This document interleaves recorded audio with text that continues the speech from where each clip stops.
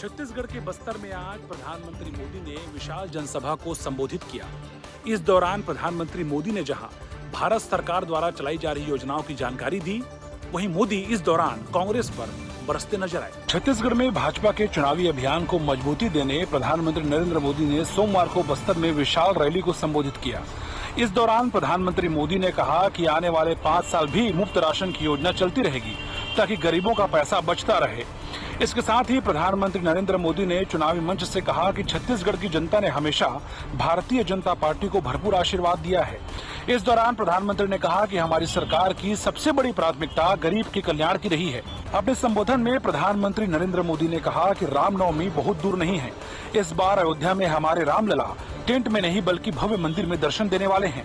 अपने संबोधन में प्रधानमंत्री नरेंद्र मोदी ने आगे कहा कि भारतीय जनता पार्टी ने अपने कार्यकाल में 34 लाख करोड़ रुपए सीधे लाभार्थियों के बैंक खाते में भेजे हैं।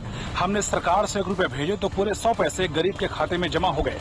अपने संबोधन में प्रधानमंत्री मोदी ने जहां गरीबों के लिए चलाई जा रही योजनाओं की जानकारी दी, इसके साथ ही उन्होंने बताया कि किस तरह से सरकार रोड मैप के साथ काम कर रही है। इस दौरान भारतीय जनता पार्टी के दिग्गज नेता मंच पर मौजूद रहे। 1974 के जयप्रकाश नारायण के छात्र आंदोलन के आज 50वीं वर्षगांठ पर केंद्रीय मंत्री अश्विनी चौबे पटना पहुंचे, जहां जेपी आवास पर आज संकल्प सभा का आयोजन किया गया। इस मौके पर अश्विनी चौबे ने कहा कि पूरे 1 वर्ष तक इस कार्यक्रम का आयोजन किया जाएगा और लोकतंत्र को मजबूत करने का संकल्प लिया। पटना में लोकनायक जयप्रकाश नारायण द्वारा शुरू किए गए 1974 में छात्र आंदोलन, जिसकी 18 मार्च 1974 के दिन शुरुआत हुई थी, जिसमें तत्कालीन सरकार द्वारा छात्रों पर की गई दमनात्मक कार्रवाई के खिलाफ मुंह पर पट्टी लगाकर जयप्रकाश नारायण सड़कों पर आज के ही दिन 50 वर्ष पूर्व निकले थे। इस आंदोलन के स्वर्ण जयंती के अवसर पर केंद्रीय मंत्री अश्विनी चौबे ने जयप्रकाश नारायण के पटना आवास पर 1974 जेपी आंदोलन स्वर्ण जयंती आयोजन समिति द्वारा आयोजित कार्यक्रम में लोकतंत्र को मजबूत करने के लिए युवाओं का आह्वान कर संकल्प लिया और जेपी आवास से सड़क पर उतरकर पैदल मार्च भी किया। गौरतलब है कि 1974 में हुए इस छात्र आंदोलन का नेतृत्व जयप्रकाश नारायण ने किया था, जिसके बाद हुए चुनाव में तत्कालीन कांग्रेस सरकार को सत्ता गंवानी हुई पड़ी थी। लोकतंत्र का महापर्व चुनाव का वक्त है। ऐसे में लोकतंत्र को मजबूत करने के लिए लिया गया संकल्प कितना कारगर साबित होता है, यह देखने वाली बात होगी। अंजनी पांडे, सुदर्शन न्यूज, पटना। झारखंड बीजेपी प्रदेश अध्यक्ष बाबूलाल मरांडी ने एक प्रेस वार्ता कर आज राहुल गांधी पर जमकर निशाना साधा। साथ ही उन्होंने कांग्रेस की मोहब्बत की दुकान और कांग्रेस की गारंटी को लेकर बताया कि ये एक महज छलावा है। भारतीय जनता पार्टी के प्रदेश अध्यक्ष बाबूलाल मरांडी ने आज रांची स्थित भाजपा प्रदेश कार्यालय में प्रेस वार्ता कर इंडी गठबंधन के दलों पर खासकर कांग्रेस को जमकर कोसा। मरांडी ने कहा कि कांग्रेस नेता राहुल गांधी मोहब्बत की दुकान चलाने की बात करते हैं और इधर देश में नफरत फैलाने वालों को भरे मंच पर सम्मानित भी करते हैं। उन्होंने कहा कि जब सनातन को खत्म करने की बात कही जाती है तब वो चुप्पी साध लेते हैं। एक और जहां प्रधानमंत्री देश को भ्रष्टाचार खत्म करने और देश के विकास की गारंटी देते हैं, वहीं विपक्षी नेता भ्रष्टाचार को बढ़ाने और महिलाओं के अपमान और लोकतंत्र को मिटाने की गारंटी की बात करते हैं। झारखंड में लोकसभा का मतदान चौथे 5वें 6ठे चरण में होना है। हालांकि नेताओं के बयानबाजी में चुनाव का माहौल साफ देखते ही बन रहा है। जहां कांग्रेस रोज बीजेपी पे आरोप लगाती है, वहीं बीजेपी रोज कांग्रेस के आरोपों पर अपनी सफाई देती है। सुदर्शन के लिए रांची से मुकेश कुमार की रिपोर्ट। भाजपा के मेगा सदस्यता अभियान को लेकर मध्य प्रदेश में भाजपा और कांग्रेस आमने सामने। भाजपा का कहना है कि 47,000 बूथों से करीब 2,82,000 नए चेहरों ने भारतीय जनता पार्टी की सदस्यता ग्रहण की। इस पूरे मामले को लेकर कांग्रेस ने पलटवार किया है। कांग्रेस ने कहा है कि इतनी व्यापक मात्रा में भाजपा में नए लोगों ने सदस्यता नहीं ली। भाजपा इस तरह का भ्रम फैला रही है। मध्य प्रदेश में भाजपा के मेगा सदस्यता अभियान को लेकर भाजपा और कांग्रेस आमने सामने है।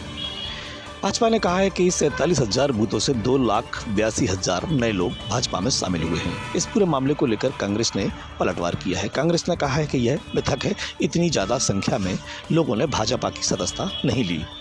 इसका जवाब देते हुए भाजपा के प्रदेश अध्यक्ष बी डी शर्मा और पूर्व गृह मंत्री डॉक्टर नरोत्तम मिश्रा ने कहा कि भाजपा की एक एप्लीकेशन पर इसका डेटा मौजूद है, जिसे देखा जा सकता है और उससे बड़ा कोई सबूत नहीं है। इधर पूरे मामले को लेकर भारतीय जनता पार्टी के प्रदेश अध्यक्ष वी.डी. शर्मा और मध्य प्रदेश के पूर्व गृह मंत्री डॉक्टर नरोत्तम मिश्रा ने कहा है, भाजपा के एक एप्लीकेशन पर इसकी बाकायदा एक गणना है जो ये पुष्ट करती है कि मध्य प्रदेश में 47,000 बूथों से 2,82,000 नए कार्यकर्ताओं में भाजपा की सदस्यता ली।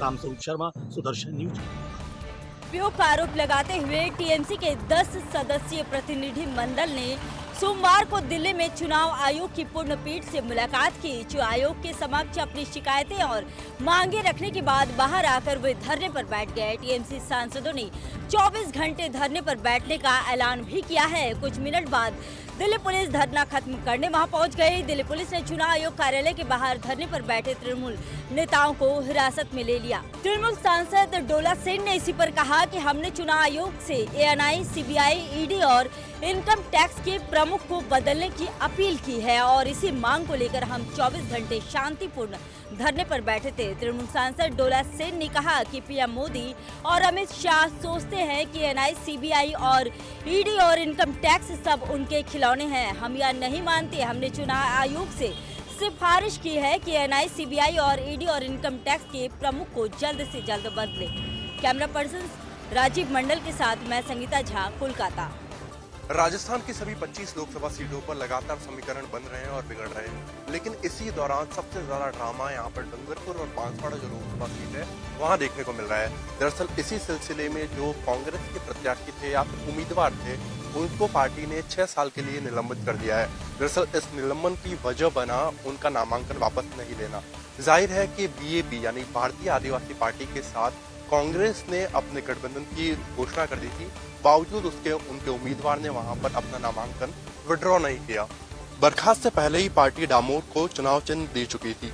पहले यहां से कांग्रेस और भारतीय आदिवासी पार्टी के उम्मीदवारों ने नामांकन फॉर्म भरे थे, जिसके बाद सोमवार को कांग्रेस ने बीएपी से गठबंधन का ऐलान कर दिया, लेकिन कांग्रेस उम्मीदवार अरविंद डामोर अचानक गायब हो गए और उनसे किसी का संपर्क नहीं हो पाया।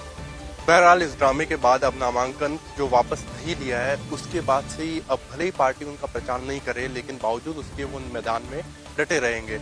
और ऐसे में ये जो मुकाबला है राजकुमार रौत, महेंद्र सिंह मालविया और अरविंद डामोर के बीच में त्रिकोणीय हो चला है।